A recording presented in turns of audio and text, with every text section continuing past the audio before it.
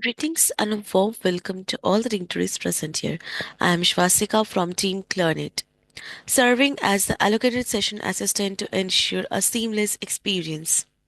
Clearnet is India's most trusted and widely used digital platform, offering a multitude of enriching services exclusively for the doctors.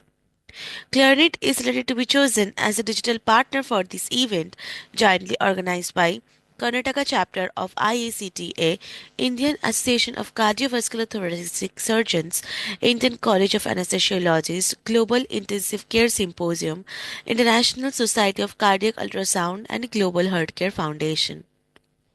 So today's focus would be perioperative and critical care echocardiography. Let's begin today's session, for which I would like to invite Dr. Muralidhar sir. And before that, we'll be starting with the ICA welcome video.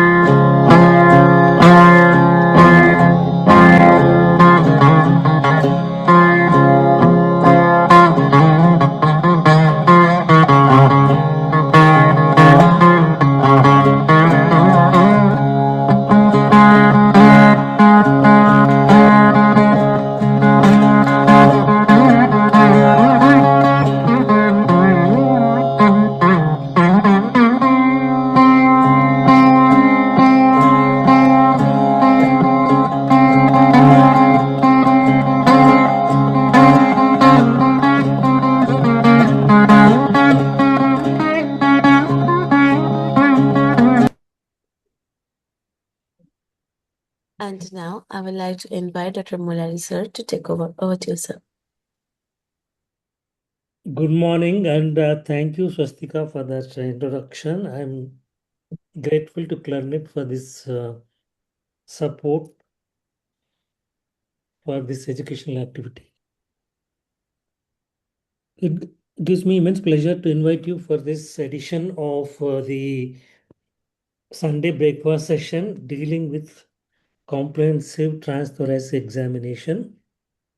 As you are already aware, this activity is being conducted under the auspice of the Karnataka chapter of IACTA, the Indian College of Anesthesiologists, Indian Association of Cardiothoracic Surgeons,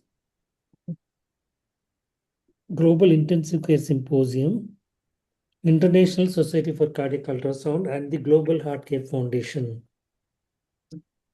I would like to express my gratitude for all these organizations for this continued unconditional support for this activity, which has benefited a large number of interested candidates. Before I hand it over to the moderators, I would like to say that please, I would like to request you to post your questions or comments on the chat box. We'll get back to you at the end of the session. And keep all the mics muted excepting for the moderators and the speaker. And at the end of the session, if you want to speak, you can unmute yourself and then speak into the mic. With that, I would like to invite Dr. Shriman Narayana, who is the Senior Consultant in Cardiac Anesthesia at Narayana Hrudyalaya, Bangalore, and Dr. Parimala Prasanna Sinha, who is the Professor of Cardiac Anesthesia at Jayadeva Institute of Cardiology, Bangalore. Both of them really do not need any introduction, but they are very quiet but very, very accomplished cardiac anesthesiologists of national fame. With that, I would request Dr. Parimala and Dr. Shriman to take over. Thank you. Good morning. Good morning, sir. Thank you, and welcome all for this morning session of Eco class. Today we have comprehensive echocardiography by Dr. Rajarajan from PGH Chandigarh. And over to you, Dr. Rajan, for the session. Thank you, ma'am. Good morning, everyone. Thank you, Muralidhar sir, for the opportunity. I'll share my screen now.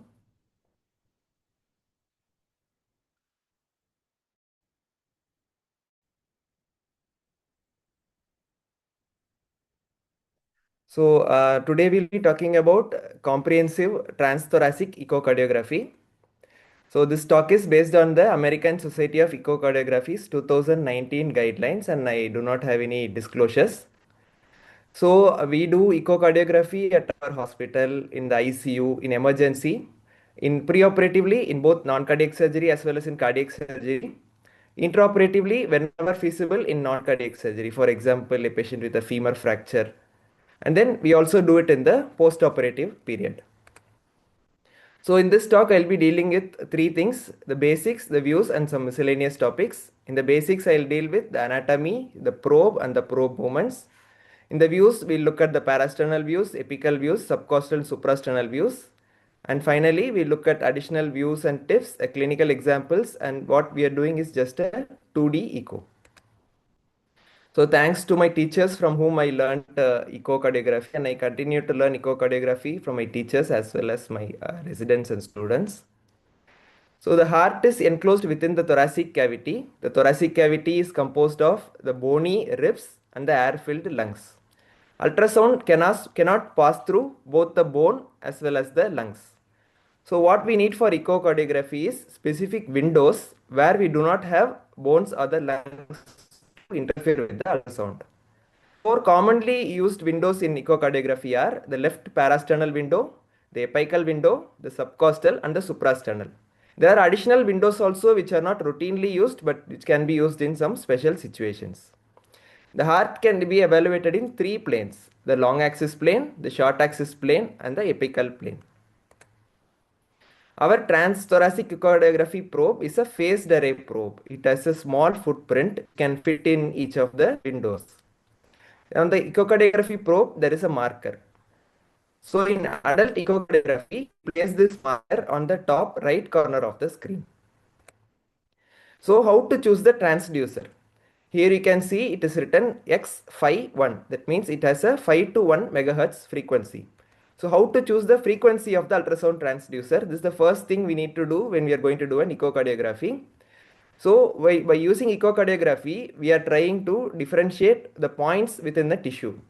Suppose there are 2 points within a tissue, ultrasound travels as a wave. For us to see these 2 points as separate, seeing these 2 points as separate is what is known as spatial resolution. So for us to see these 2 points as separate, they must be located on different waves. The distance between the points must be at least equal to one wavelength of the ultrasound. So we need to choose an ultrasound wave which has a short wavelength so that we will be able to identify objects which are closer to each other. So we know wavelength is inversely related to frequency. Wavelength is velocity by frequency, and the average velocity of sound in tissues is 1540 meters per second. So when you have a higher frequency, you have a shorter wavelength and you will have a better resolution. You will be able to differentiate structures within the heart more easily when you have a higher frequency probe. So why not choose the highest frequency probe for all patients? So when ultrasound passes through tissues, it gets reflected. It also gets absorbed by the tissue. So when you have a higher frequency probe, it gets absorbed more. So it cannot penetrate into greater depths. So when we are going to do echocardiography, we choose the highest frequency probe which can reach the depth which we want. So for adults, it's typically around 5 to 1 megahertz, and for pediatrics, it's around 8 to 2 megahertz. So to move from one window to another and to move from one plane to another, we do a series of movements. So there are basically 4 movements. The first movement is sliding. Sliding refers to moving the probe along the surface of the subject's skin. So this is known as sliding. It is used to move from one window to another or to optimize the view within one window. The second movement is tilting. Tilting is moving the plane along its minor axis. So since the face of the TTE probe is rectangular, it has a major axis and a minor axis. When we move it along the minor axis, it is known as tilting. Tilting is used to visualize structures on either side of a plane. Suppose initially we start looking at the long axis plane and we want to look at structures on either side of the plane. The movement which we do is known as tilting. Next movement is rotation. Rotation is keeping the probe in the same position and just rotating the face of the probe. This is useful to open up any structures which are just seen and we want to see it in a better way, which is known as rotation. Suppose the fourth movement is rocking. In rocking, we structures from a corner of the screen to a center of the screen. It is otherwise side movement of the probe. This is known as rocking. So the four movements which we use to optimize the images are sliding, tilting, rotating, and rocking. In subsequent slides, as we move through different views, we will be dealing with these four terminologies. Moving on to the first view which we commonly acquire, which is the parasternal long axis. So before starting an echocardiography, we need to remember these three pillars of cardiography. The first one is we need to take a history. Next, we need to measure the blood pressure. We need to attach the ECG. So why do we need to take a history? So the echocardiography does not determine what the clinical condition of the patient is all the time. For example, a patient may be walking around but still have a very low ejection fraction. Conversely, a patient can have a good ejection fraction but still be not able to even lie down properly, or he may just be orthopneic. So we need to take a proper history, what is NOH, what are his symptoms and what medications he takes. Next is measuring the blood pressure. So systemic vascular resistance increases the severity of regurgitant lesion. So whenever we are doing an echocardiography, we need to measure the blood pressure and document it so that the findings are at that point of time. The third one is attach the ECG. So all echo machines have a provision for attaching the ECG cable, and we need to attach the ECG before we start the echocardiography. This is important to identify the phase of the cardiac cycle, because many of the measurements we go are standardized for the particular phase of the cardiac cycle. So when you attach the ECG, you can see the ECG waveform below the image. So the R wave corresponds to end diastole and the end of T wave corresponds to end systole. So we remember these 2 points and we make measurements accordingly. The parasternal long axis view. So this view is to obtain when you have the patient in the left lateral position. We have the patient in the left lateral position. The probe is placed in the left upper second intercostal space with the pointer towards the right shoulder. When you keep it this way, this is the image that you get. Here you can see the right ventricle, a part of the right ventricle, not the complete right ventricle. You'll see the aorta, left ventricle, left atrium, and this one is the descending thoracic aorta. So this view is known as the parasternal long axis view, and it is the first view most of us obtain. Here you can see the probe is placed with the patient in the lateral position, the right shoulder, and you can get this view. So this view is just when you slice the heart along the long axis, and when you get a mirror image of this slice, this is the view that you get. So it's a parasternal long axis view. So you can see over here, the right ventricle is anterior to the left ventricle. So typically we see right ventricle and left ventricle. So right ventricle is supposed to be the right of the left ventricle. But actually what happens, right ventricle just to the right of the left ventricle, right ventricle is to the right and to the anterior ventricle. So the right ventricle wraps around the left ventricle. This relationship is important to know to interpret the images that we get. And once we know this relationship, we can acquire most of the images. So from the parasternal long axis view, a few modifications are possible in which you can evaluate additional structures. So in the classic parasternal long axis view, we evaluated in this plane where we can see the aorta, the part of the right ventricle and the left ventricle. When we tilt the probe or direct the ultrasound beam towards the sternum, we'll be able to see the right atrium and right ventricle. So an inverted image of this is this one. So this is known as a parasternal long axis right ventricle inflow view. This view is obtained by directing the ultrasound towards the sternum, this movement. So this movement is known as tilting. So we tilt to direct the ultrasound towards the sternum. On the other hand, when you direct the ultrasound away from the sternum, this is the view that you get. When you direct the ultrasound away from the sternum, you'll be able to see the right ventricle and the pulmonary artery, which is known as the right ventricle outflow view.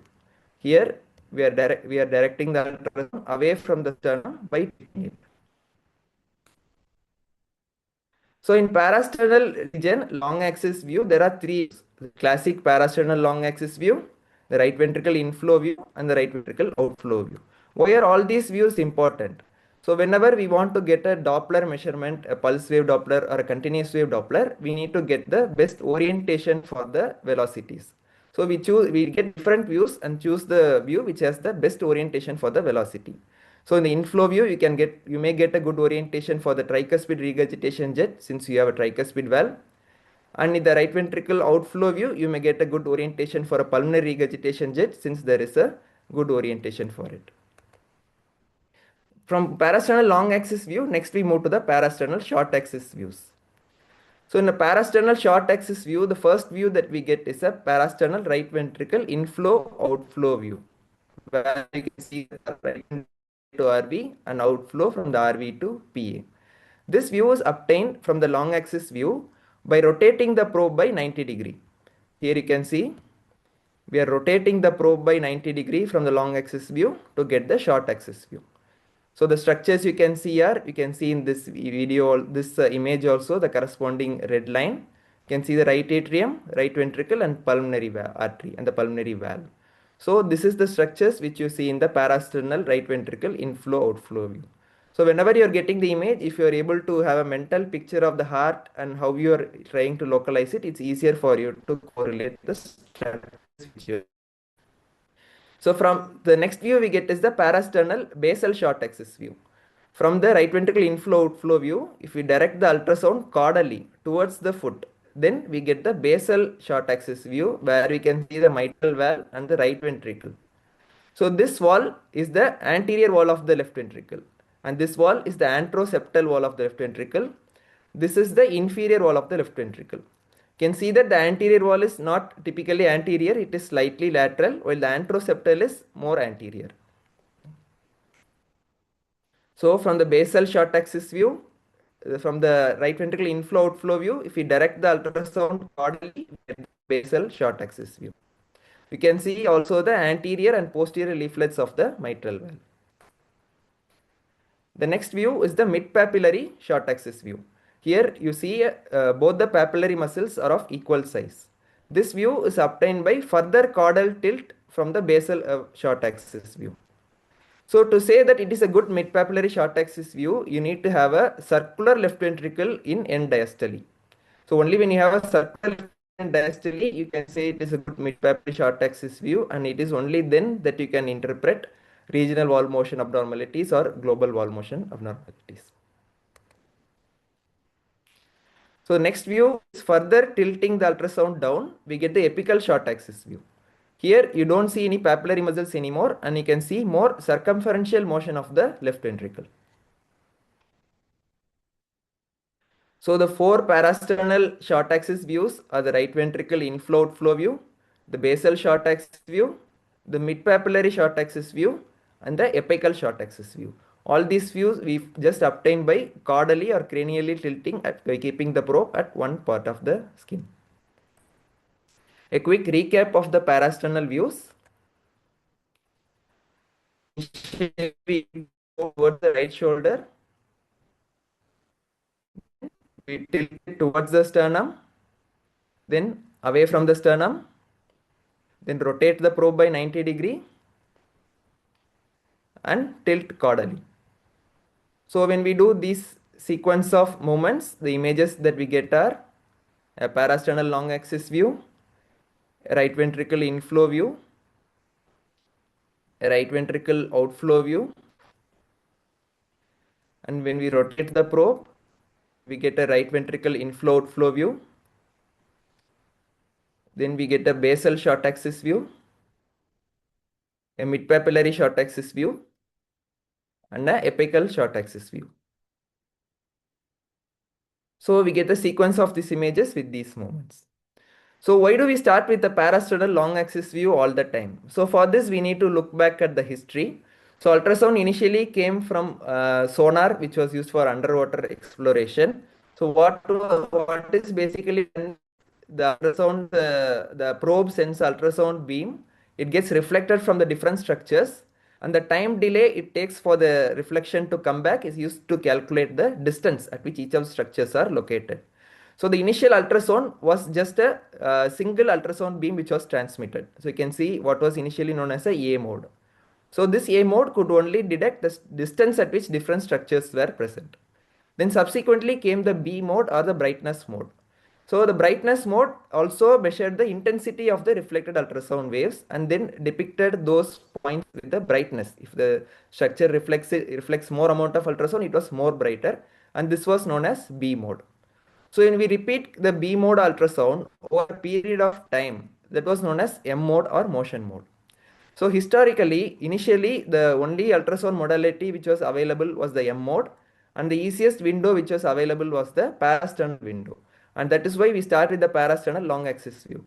The advantage was they could identify most of the abnormalities by just using an M mode, because they could see the right ventricle, the left ventricle, the mitral leaflets. Since rheumatic heart disease and mitral stenosis was common worldwide at that time, they could use just the M mode to identify most of the abnormalities in ultrasound, and that's why we start with the parasternal long axis view. Now we have a phased array probe, and we just don't need to just interrogate a specific point. We can interrogate a whole area. So the phased array probe sweeps the ultrasound throughout an area and we get an image like this.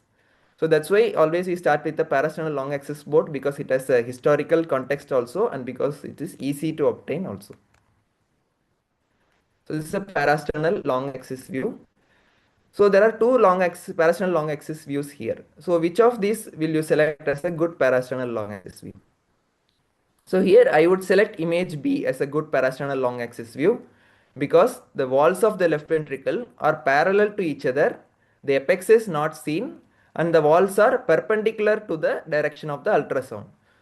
The aortic valve and mitral valve are on either side of the midline. So to say that it is a good parasternal long axis view on which we can make interpretation, it needs to satisfy all these criteria. So what to do if you get an image like this and you are not able to get an image like this? So commonly the reason is the location of the ultrasound. You can see over here, when the left ventricle is more oblique, it is not perpendicular to the ultrasound, it is commonly obtained in a lower intercostal space. In this scenario, when you move to upper intercostal space, you would get the left ventricle more perpendicular to the ultrasound, and the left ventricle walls will parallel to each other and you won't be able to apex. So if you see an oblique left ventricle on ultrasound, you need to just move to one space higher. Also, you need to do further optimization. We need to focus on the structure of interest which we are going to see. For example, suppose we want to evaluate the mitral valve in this image. The first thing we are going to do is we are going to decrease the depth of the image. We are going to decrease the sector width of the image, and we place the focus. There is a focus for the ultrasound also. We place the focus near the mitral valve. So we do these three things to learn the specific structure of interest which we want to do. We also need to adjust the gain. So gain is nothing but a brightness. You have the gain knob in all the ultrasound machines. So how we adjust the gain is, initially we set a high gain, we set a maximum gain, and then we gradually decrease the gain till blood is black, pericardium is white, and tissues are gray. So we initially set a high gain, and then we decrease the gain till blood is black, pericardium is white, and myocardium is gray. So why do we need to do that? When we set a high gain, there is a chance of getting more number of artifacts. However, when we set a low gain, we may miss structures with low echogenicities like blood clots, vegetations, etc. So always we keep a high gain setting initially, and then we gradually decrease it. So we'll see a few uses of the parasternal long axis view. First one is the scout view. In scout view, we increase the depth of the ultrasound to see structures much beyond the heart.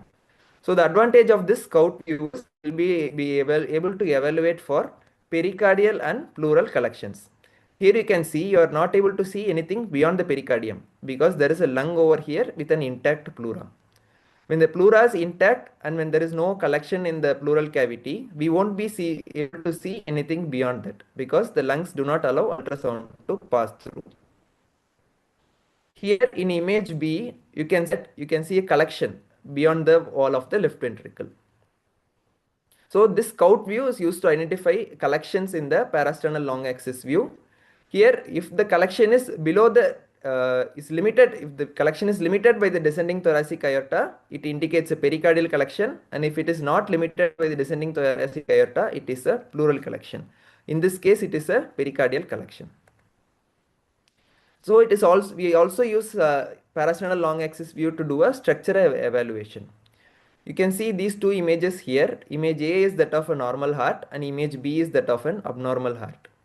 So in image A, you can see that the right ventricle, the ascending aorta and the left atrium are almost of equal size in these images. If any of these structures are larger than the other two structures, that means there is an abnormality. In this case, you can see the left atrium is much larger than the aorta or the right ventricle. And this is probably because of a thickened mitral valve causing mitral stenosis. So when we do a two-dimensional echocardiography, we'll be able to identify many abnormalities by looking at the structures and the sizes of the structures. So typically, the right ventricle, the ascending aorta and the left atrium are like our three fingers. They look of the equal size. If any one of the structure is larger than the other two structures, that means there is a abnormality. In this case, the left atrium is enlarged. So the parasternal long axis view can be useful to make measurements. Here we have made a measurement of the left atrial dimension. Here you can see we have made the measurement on the outer wall of the left atrium, not on the inner wall. So this is known as a leading edge. The first edge of the structure which the ultrasound encounters is known as the leading edge. And for each structure, we have to know where we have to make the measurements. For left atrium, the measurement is made from leading edge to leading edge in mid diastole. So why is this measurement made like this? So we saw earlier that initially there used to be only A mode and B mode ultrasounds. So they could identify the leading edge easily rather than the inner edge. And most of the guidelines which we have had, which looked at the long-term outcome of patients, have used measurements which were made from the leading edge to leading edge measurements. Make measurement for most of our measurements. So this is a measurement of the ascending aorta, the sinus of Valsalva and the sinotubular junction. This is also done from leading edge to leading edge and it is done in end diastole. On the other hand, this is a measurement of the left ventricle outflow tract and the aortic annulus. This is made from the inner edge to inner edge and this is made in mid systole. It is made in mid systole because our calculations are based on the actual diameter rather than what is detected by the ultrasound.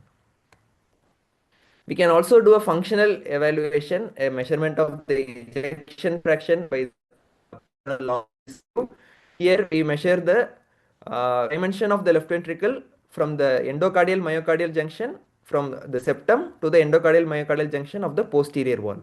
We make this measurement just beyond the tip of the mitral leaflet. We make it during diastole and in systole, and this difference is known as fractional shortening. And by this fractional shortening, the machine calculates the ejection fraction, which in this case comes to be around 56%. After we do a two-dimensional assessment, we do a color Doppler assessment. We look for blood flows which are in an abnormal direction, which are in an abnormal phase of the cardiac cycle, or which are turbulent. Here you can see there is a turbulent flow from the left atrium to the left ventricle. This was a case of mitral stenosis. We also need to zoom in onto the structures. For example, in the same image, when we zoom in onto this aortic valve, we will be able to see a flow in the left ventricle outflow tract during diastole. Normally in diastole, the aortic valve closes and there won't be any blood flow in the left ventricle outflow tract. But in this case, there was a blood flow which indicated an aortic regurgitation. So left ventricle mid-papillary short axis view can be used to troubleshoot hypotension in most of the cases. So this is how a normal left ventricle mid-papillary short axis view looks like. You have end diastolic and end systolic diameter which are reasonable sizes. When there's hypovolemia, you will have both the end diastolic and end systolic dimensions which are shorter. And when you have a vasodilation, you have a large end diastolic area and a small end systolic area. When you have a cardiogenic cause of hypotension, you have large end diastolic as well as end systolic dimensions. So this is a representation of how to use a mid-papillary short axis view to identify different causes for hypotension. So when we want to make measurements and different tracings of the left ventricle, we need to make additional optimizations also. So in this case, it's a mid-papillary left ventricle short axis view. We are not able to see the lateral walls clearly.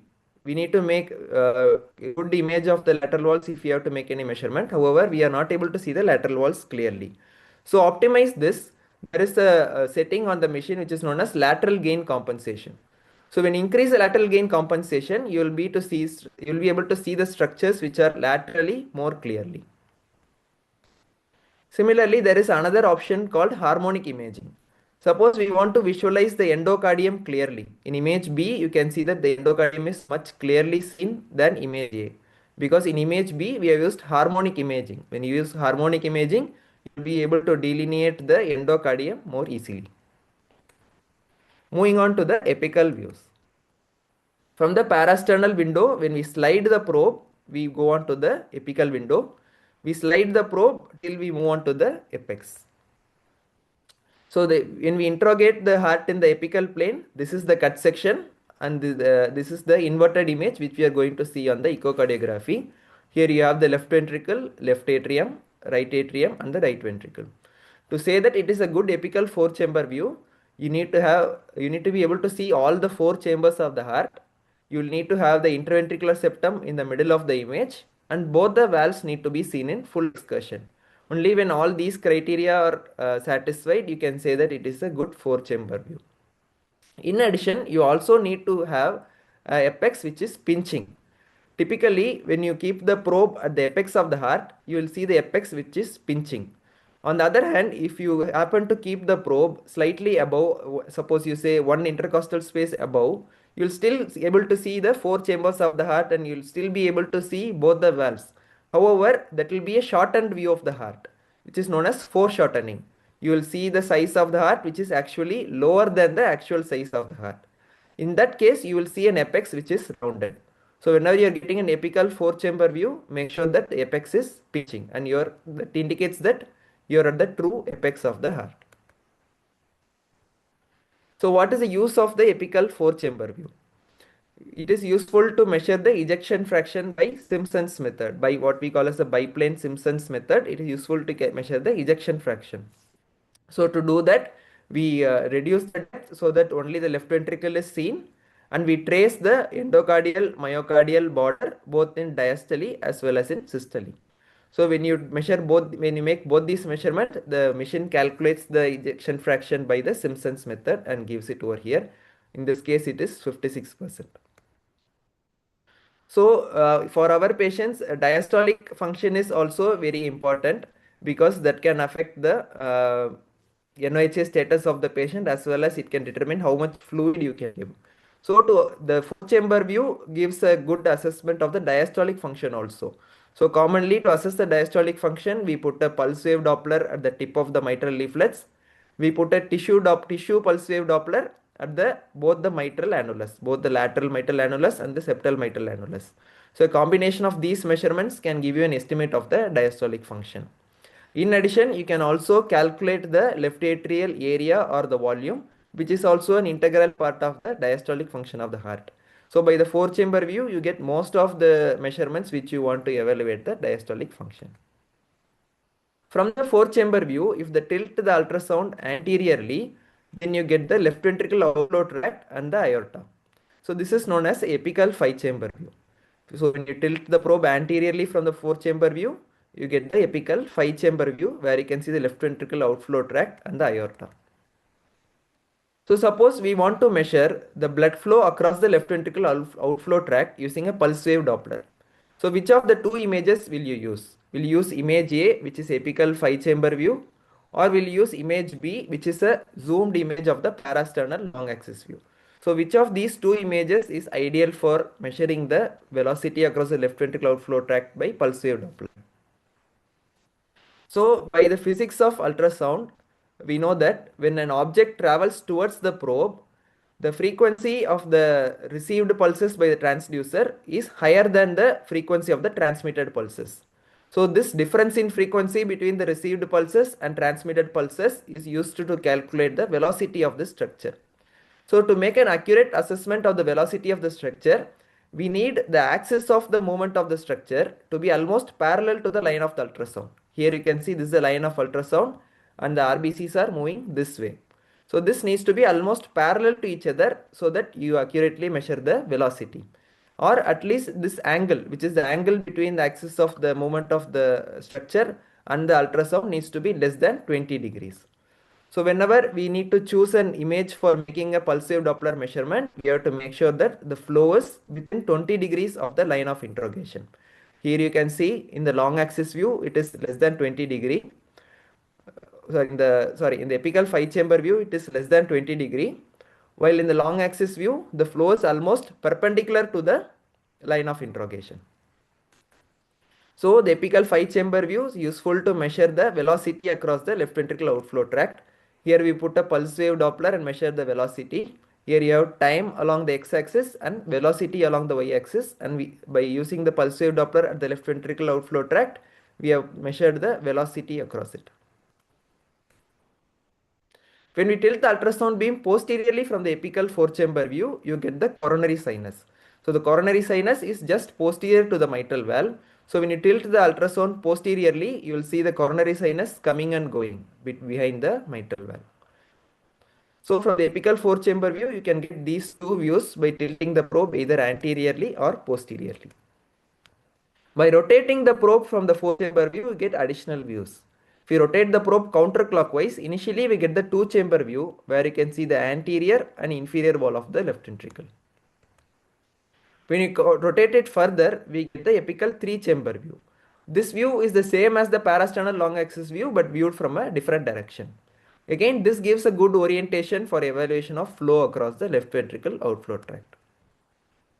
Then comes the right ventricle focused view. So most of our views so far have focused on the left ventricle. So to focus on the right ventricle, we move the probe laterally and direct it towards the right ventricle. So a good right ventricle outflow view has a largest dimension of the right ventricle seen, and the apex is seen throughout both systole and diastole. So this is a right ventricle focused view. So we look at a few right ventricle function measurements. In a right ventricle focused view, when we trace the endocardial myocardial junction in systole and diastole, we get the right ventricle fractional area change. So this right ventricle fractional area change is used to estimate the right ventricle function. So this view is obtained in the right ventricle focused apical view. In the 4-chamber view, when we put a M mode, when we put the motion mode across a lateral tricuspid annulus, you can see the tricuspid valve moving towards the 4-chamber, and you can towards the apex, and you will be able to see it in the graph below. Here in the x-axis you have the time, on the y-axis you have a movement of the structure which is along this cursor. So you can make the measurement, the distance of the tricuspid valve during diastole and during systole. So this difference is known as tricuspid annular plane systolic excursion. In this case it was 22 millimeter or 2.2 centimeter. So an additional measurement of right ventricle function is a tissue Doppler assessment. So we put a tissue Doppler, we measure the velocity of this tissue in the lateral tricuspid annulus and we plot it in a graph. So when we plot it in a graph, during systole, since the tricuspid valve moves towards the apex, we can see a upslope over here. So this velocity can be used to again guess the right ventricle function. In this case, this is 16.8. So this is known as S prime. The movement of the tricuspid towards the apex causes the S prime wave, and in this case it is around 16.8 centimeters per second. So the 4-chamber view can also be used to guess the pathology which the patient is having. Normally, the right ventricle occupies less than 2/3 of the area of the left ventricle in a good 4-chamber view. Here you can see the right ventricle is less than 2/3 of the area of the left ventricle. However, when the right ventricle is equal in size or larger than the left ventricle in 4-chamber view, that means there is a pathology. In this image B, you can see that right ventricle is much bigger than the left ventricle. So this was a case of an atrial septal defect where because of volume overload, the right ventricle had become larger. Moving on to subcostal and suprasternal views. For the subcostal view, it is easily obtained with the patient in the supine position. Previously, we saw the parasternal view was left lateral position. Similarly, the apical view is also in the left lateral position. However, the subcostal view is best obtained with the patient in the supine position and the probe placed in the subcostal region. Here we have to make sure that we don't give much pressure on the probe. If we give much pressure on the probe, then the patient can tighten the abdominal muscle and we won't be able to get a good image. So the better way to do it is first keep the probe near the umbilicus and slowly advance it towards the subcostal region. So when you do that, you will be able to get a good subcostal window. So in the subcostal window, you have the most common view is the four chamber view, where you will be able to see the left atrium, left ventricle, right atrium, and right ventricle. So in subcostal window, we are using the liver as an echogenic structure, and so you see the liver first, followed by the heart. So this portion is the most inferior most portion of the heart. So even if there is a small amount of pericardial collection, you will be able to see in this image. From the subcostal window, rotating the probe counterclockwise will bring the subcostal IVC view, where you can see the inferior vena cava emptying into the right atrium. You will also see the hepatic vein. In this view, suppose you see a structure which looks like an IVC, you have to make sure that it is an IVC by tracing it to the right atrium. Because the aorta and IVC are adjacent to each other, sometimes the aorta can be mistaken as an IVC. So we have to make sure that the vessel is emptying into the right atrium, and then only we make a measurement of the IVC. In some patients, we may not be able to get a good subcostal window. In these cases, what we try to do is to get a right subcostal view. So with the patient supine, we keep the probe in the right subcostal region. When we keep the probe in the right subcostal region, then also we will be able to evaluate the inferior vena cava. Here you can see, since we keep the probe in the right subcostal region, we are able to see the aorta distal to the IVC.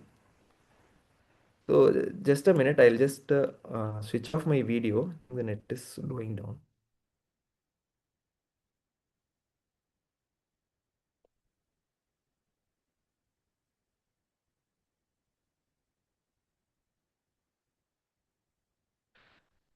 So in patients where we don't get a good subcostal window, we use the right subcostal view to look at the inferior vena cava.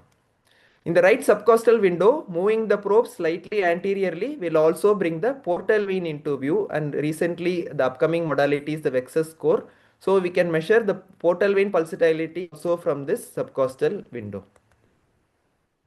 In patients who are tall, who are having a COPD, or who are on ventilator, in those patients the heart gets frequently pushed down into the pushed down by the lungs. So in those cases, we may not be able to get a good parasternal window or an apical window. So in these cases, it is possible to get all the views from just a subcostal window. For example, in this case, by moving the probe in the subcostal window only, we are able to get all the views. We will be able to get a four chamber view, a parasternal long a view similar to the parasternal long axis view, view similar to the parasternal short axis views also. Four chamber, five chamber, parasternal inflow outflow view, mid papillary view, apical view.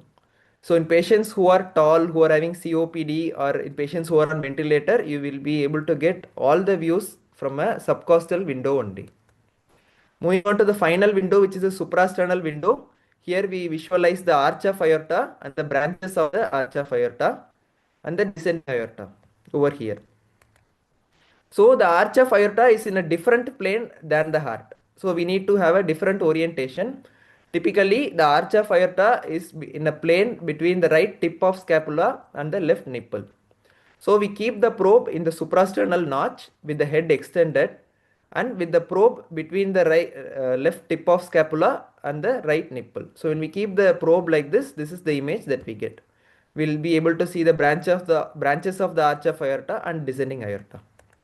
So where is this useful? When we want to place an intra-aortic balloon pump, this view becomes particularly useful. You can see that there is this balloon pump visualized beyond the branches of the arch of aorta, and this is the ideal location for it. This can be confirmed on the X-ray also.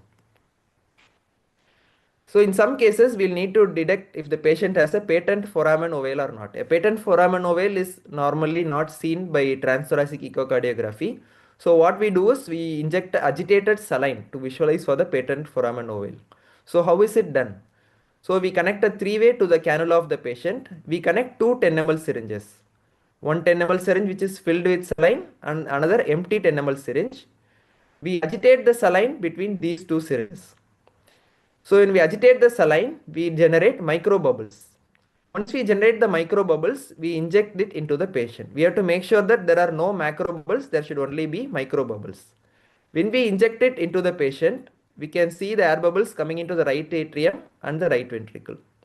If we are able to see any air bubbles in the left atrium, within 3 to 6 beats of the complete opacification of the right atrium, that means there is a patent foramen ovale. You can see complete opacification of the right atrium. So in this case, there was no patent foramen ovale because you couldn't see any air bubble in the left atrium. In case there is a patent foramen ovale, you will be able to see air bubble in the left atrium. There are a few additional views and tips. Just like how we adjusted the gain for a two-dimensional image, we also need to adjust the gain for a color Doppler image also. So this box is known as the region of interest. Whenever we are applying color Doppler, we apply the region of interest only around the structure which we want to see. There is a velocity scale. Typically, we keep a velocity scale of around 50 centimeters per second. For venous flows, we keep a scale of around 20 centimeters per second. Finally, color gain. If you increase the gain, you will see random speckles of color. And if you decrease the gain, you won't be able to see any random speckles of color. Again, you increase the gain to the maximum and then you gradually decrease it till you don't see any random speckles. You need to optimize spectral Doppler also. So we have a pulse wave Doppler and a continuous wave Doppler. Pulse wave Doppler, you have limited velocities which can be measured, while in continuous wave Doppler, you can measure larger velocities. However, in continuous wave Doppler, you don't know where you are measuring the velocity. For example, a mitral regurgitation and aortic stenosis, which are so close to each other, may misguide your diagnosis. So you have to make sure with a 2D image and confirm by a color Doppler and then finally apply the continuous Doppler to see if there is any abnormality. For continuous wave Doppler, adjusting the gain is important. Again, you adjust the gain to the maximum and then you slowly decrease it till you get a smooth envelope. And when you make a measurement, measure along the smooth envelope and avoid the hairy portions. Another tip which can be used is in patients who are having suboptimal windows, we can adjust the compression. So there is a compression knob on the ultrasound machine, which you can see over here in this machine. So typically we keep a compression of around 50. However, in patients who are having suboptimal window, you can decrease the compression further. For example, in this patient, the image was better when he had a compression of 40. However, decreasing the compression further can make a worse image than what was before. So we optimize the image by using compression. Compression is nothing but like how the contrast works. So it is just a contrast in a black and white image, and we optimize it to be able to see all the structures of the heart. A few additional views include a right parasternal view, which is obtained in the right parasternal window. This is supposed to provide the highest gradient for the aortic valve. So when we are measuring the velocity across the aortic valve, we take the highest velocity from all the views which we do. So when we are making any assessment, we need to use multiple views to make the assessment. Then there is this upper parasternal view. From the right ventricle inflow outflow view, if we move to one space higher, then we'll be able to see the ascending aorta short axis view, the pulmonary artery and the branching of the pulmonary artery. So whenever we get an image, we optimize the image by using the different movements that we saw. For example, if the left ventricle is oblique, we slide the probe to a higher window to get a good image. If we are seeing a structure at the corner of the image, we do a rocking movement to bring it to the center of the image. If we are seeing only a part of the structure, to open the structure, we can rotate the probe. We may also need to improvise. For example, this view where we can see the pulmonary valve and the pulmonary regurgitation, this was obtained in a patient below the second left parasternal window. Typically, this is obtained above the left parasternal window, but this was obtained below the left parasternal window. But however, we got a good orientation for the pulmonary regurgitation jet, and by this jet, we were able to measure the mean pulmonary artery pressure. So the peak velocity of the pulmonary regurgitation jet gives an estimate of the mean pulmonary artery pressure. So this patient was a patient with pulmonary hypertension, and we wanted to titrate the pulmonary vasodilators by the echocardiography. And in this patient who had a pneumonectomy, the heart was pushed to the right side of the thoracic cavity, and all the views were obtained in the right parasternal position. So in patients who have abnormalities, you may need to improvise and keep the probe in different places to make the interpretations. So why do we need to do a transthoracic echocardiography when you have a transesophageal echocardiography? There are few conditions where transthoracic echocardiography is better. One is in the grading a severity of regurgitant lesions before induction of anesthesia. So when we induce anesthesia, the systemic vascular resistance decreases. When this happens, the regurgitation lesions can be underestimated. For example, when we decrease the systemic vascular resistance, the mitral regurgitation will also decrease. So before induction of the patient, we assess the regurgitant lesions. It is also useful to grade the severity of the aortic stenosis.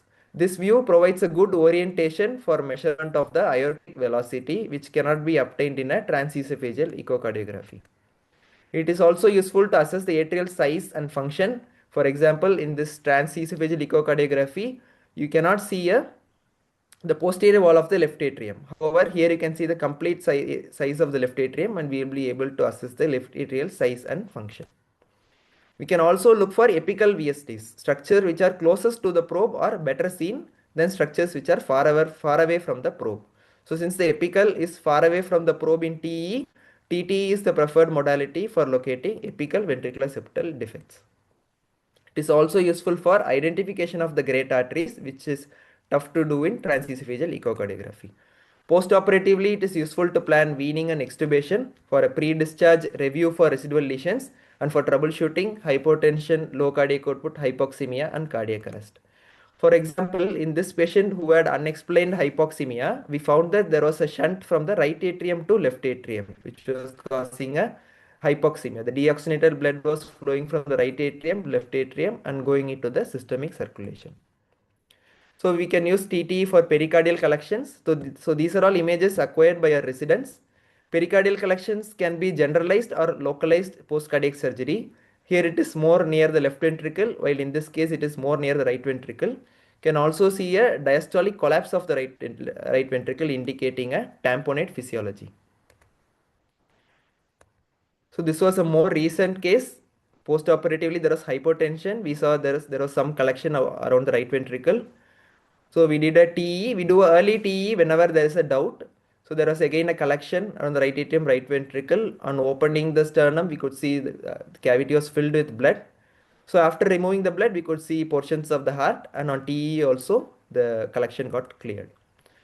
So as with any skill, the echocardiography also follows the Dunning-Kruger effect, where with an acquirement of knowledge, initially the confidence increases very much. But we don't know how much knowledge needs to be acquired. Sense of false confidence. As you acquire more, our confidence initially slightly comes and then it comes up back again. So why is it important? So take this image. So this image you would consider this patient to have a normal functional test who has a normal function. So if you get an additional image, a parasternal long axis view, there also you will see a normal function, and you will see all the structure be also of a normal size. You can see all the three components are of equal size. You zoom in onto the mitral valve, then also you will be able to see a normal appearing mitral valve. However, when you tilt the probe to either side, you can see that there is a prolapse of the mitral leaflet.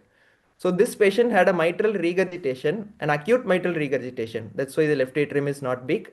An acute mitral regurgitation, and this patient was on intra-aortic balloon pressure support on high inotropes. So whenever you do an echocardiography, you need to correlate with the clinical findings, as well as you need to do sweep on either side. So what you're doing is a two-dimensional echocardiography. You'll be able to see only one slice of the structure. For example, in this patient, if you had looked at just portion of the mitral valve, it would have appeared normal.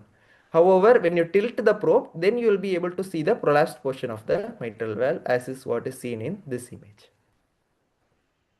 So this patient underwent a resection of the prolapsed segment and annuloplasty, and he had no mitral regurgitation postoperatively. Similarly, this heart, which appears to be normal, is actually a left ventricle aneurysm. So this heart is pushing the blood into and receiving it back from the left ventricle aneurysm. So again, you need to do a sweep to make a complete diagnosis.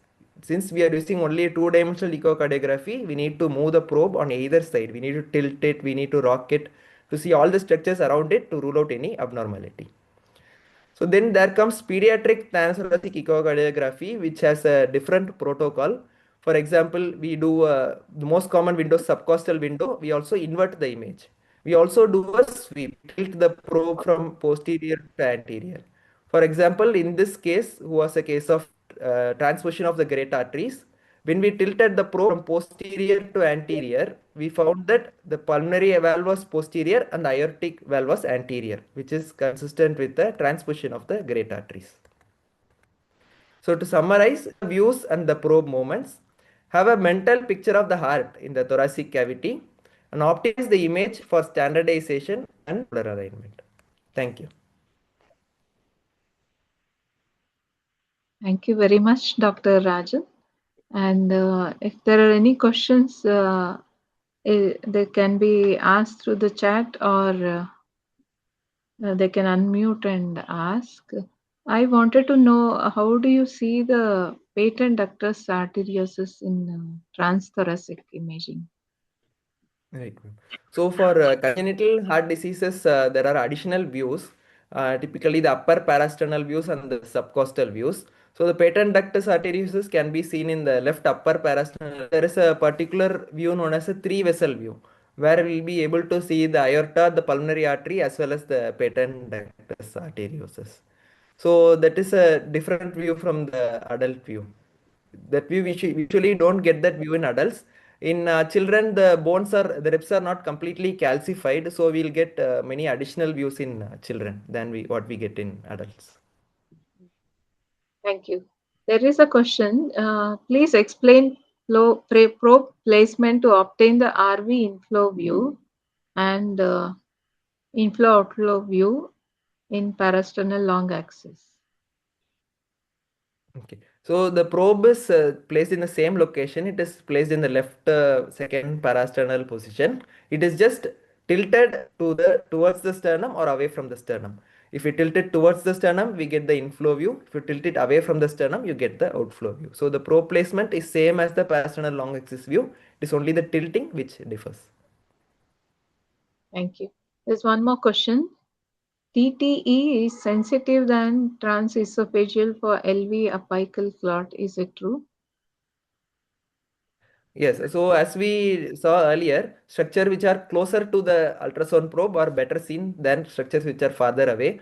Since the apex of the heart is closer to the probe in transthoracic echocardiography, especially in the apical window, so we can see a clot better through a transthoracic echocardiography than a transesophageal echocardiography. So that is true, yes. And how do we optimize the image to see this clot? So clot is a very hypogenic structure. So we have to set a high gain initially and then we gradually decrease the gain. And it is not adequate if we see the clot in one view, you need to get additional views also because there are some artifacts which also appear like a clot. So you get at least two views which have the clot in different planes. Thank you. Yes, there are other consultants available. Can we ask them if they have any questions? Dr. Sanjeevni is there. Yes, yes. Good morning. Good morning. Good Uh, morning. Rajarajan. It was extremely well Yes. narrated and thorough, quiet and thorough. Thank you. Only one point I just found, that three chamber, difference between three chamber, apical three chamber and plaques. In addition to other differences, you can see apex in three chamber. Apical three chamber, you see apex. In plaques view, you don't see apex at all. If you see apex, that is not a plaques view. That is very, That's true. because Yes, that view, that's true. three chamber apical is used for regional wall motion also, by the American Society of Echocardiography. So apex must be seen, otherwise how would you comment on regional wall? But it was a wonderful Correct. and beautiful presentation. Nice. Very, Yes. very nice. For us anesthetists, pardon? Images were beautiful. Yes. Thank you. There is one more. Parimala, one more thing I would like to comment, that when you want to interrogate RV inflow view, from plaques view. Okay. Rajarajan told to tilt the probe towards sternum. There is one more description which will help the student, that you can tilt the probe to the right hip of the patient. That's Even right. Yes. that motion, right hip. That is And a better exact, description of the movement. Yes. yes, no, that is sternum is correct, but suppose uh, someone is not getting, then the right hip of the patient, you tilt the probe, make the footprint face the right hip, and exactly opposite movement will show you that ductal view, which Parimala was asking, PDA view. That is also known as ductal view, where you see ductal flow beautifully. Because you see only aorta and MPA. Only these two are seen. Yeah. Yes, ma'am. There are some more questions. And one is, in the early postoperative period, how we can make clear view? Okay. So in the early postoperative period, typically if you take a cardiac surgical patient, there will be drains and there will also be air. So the air in the subcutaneous tissue and in the within the thoracic cavity, which will make it difficult to get a view. So what we have observed is the lower left parasternal views are easier to obtain. You may not get the standard views which you get, but the lower parasternal views are a little easier to obtain. Nevertheless, any doubt we have, we directly go for a transesophageal echocardiography. So that's how we manage in the postoperative period. Next question is, what is the limitation of pulse wave and why? So a pulse wave Doppler is limited by the velocity which it can measure. So beyond a particular velocity, which depends on what probe you are using, beyond a particular velocity, it will cause aliasing. So it won't be able to detect the velocity and the waveform will move to the other side of the graph. So whenever you are having high velocities, you won't be able to measure with the pulse wave Doppler. This next question, I think it is similar to the previously asked. Modify the probe position in ventilated versus spontaneously breathing patients. So Nice in question. ventilated patients, typically the lungs are expanded, especially when you give PEEP and all. So you won't be able to get the parasternal window. So maybe you may not be able to get apical window also. Especially in non-cardiac cases, I'm saying non-cardiac surgical cases. In those patients, what we have observed is the subcostal window will be easier to obtain because when the lungs are inflated, it will push the heart down and we'll be able to visualize the heart better through the subcostal window, and you will be able to get most of the views from the subcostal window only. You may even get a good Doppler alignment for pulse wave Doppler. So that's how we manage in ventilated patients. Thank you so much. Parimala, can I say something Yes. on this? In spontaneous breathing, you ask the patient to breathe in, breathe out, and then stop. Post expiration. So lungs go away and you can see structure beautifully. But in That's right. IPPV, of course, it is a different scenario. One can disconnect for a few seconds and take the images. That is also. Uh, That's Thank right. you. So some views like the left upper parasternal views, they are better seen when you switch off the ventilation. Rather than even in spontaneous breathing, we may not be able to see, but when we ventilate and switch off the ventilation, we may get a better left upper parasternal views. So that is there. Okay. Thank you.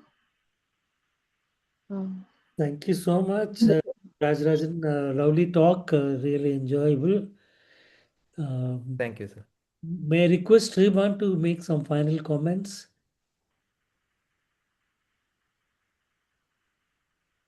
Kindly uh, unmute and speak.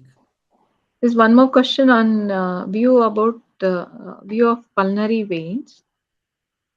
Till Dr. Shriman comes on line.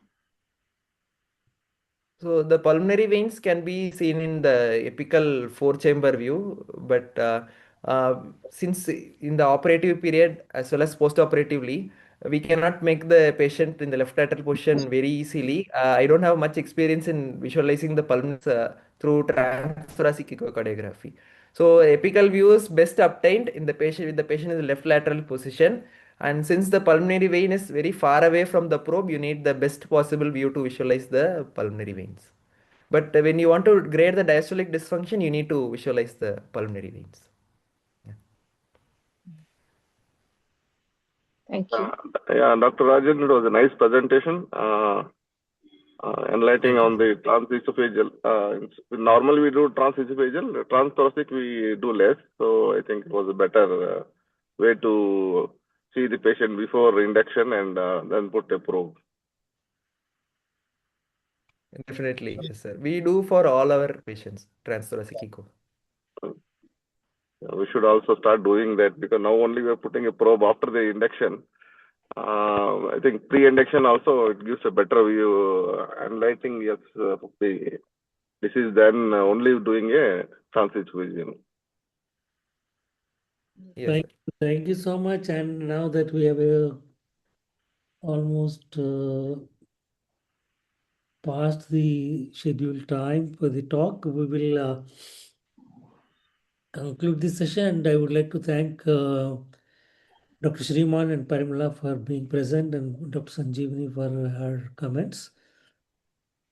Thank you, Rajarajan, for that excellent talk, and we look forward to having you again. And I hand it over to Swastika for the final video on the announcement of IACTA TE in August at Bangalore. Thank you Yes. so much. Thank you, sir. So now we'll be starting with the concluding video now.